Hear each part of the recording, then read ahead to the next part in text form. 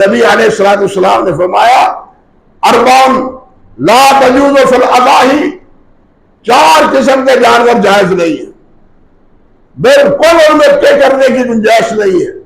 الاوراء البین امرہ، وہ اندھا، وہ کانا جس کا اندھا پن بالکل بین ظاہر ہو۔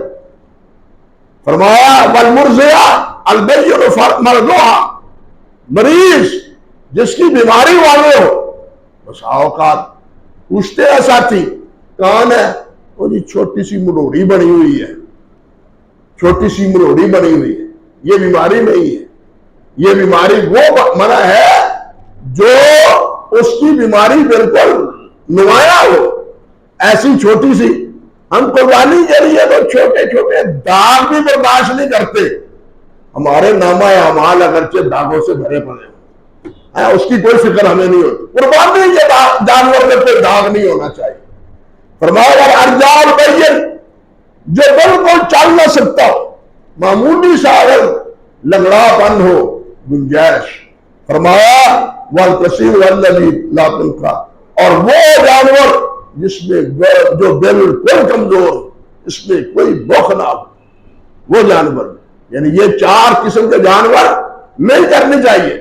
اسی طرح فرمایا حضرت علی سے ہمارا ان نستشرف العین والاذن ولا نضاحی بمقابلہ ولا مدابرہ وخرا خرقہ وشرقہ۔ فرمایا کہ ہمیں حکم دیا نبی علیہ السلام نے کہ ہم دیکھ لیا کریں، اس کی آنکھ دیکھ لیا کریں، آنکھ سامنے رکھے ہاتھ، ہمارے ہاتھ آنکھ کے بھی سامنے ہو تو آنکھ خود بخود بند ہو جاتی ہے، یہ علامت ہے کہ آنکھ نظر آتا ہے۔ آنکھ کو دیکھ لیں، پتہ چل جائے کہ یہ دیکھتا ہے یا نہیں دیکھتا۔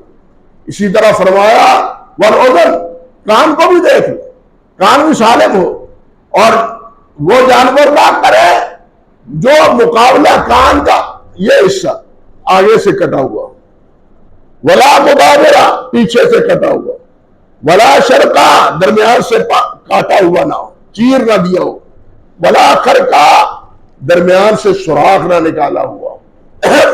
کان میں یہ چیزیں دیکھ لینی چاہیے، کیونکہ شیطان نے روز اول کہا تھا، سورۃ الاعراف پڑھ کے دیکھیں کہ میں ان کے جانوروں کے کان کٹواؤں گا، کان ان کے جانوروں سے کٹواؤں گا، ان کے کان چرواؤں گا۔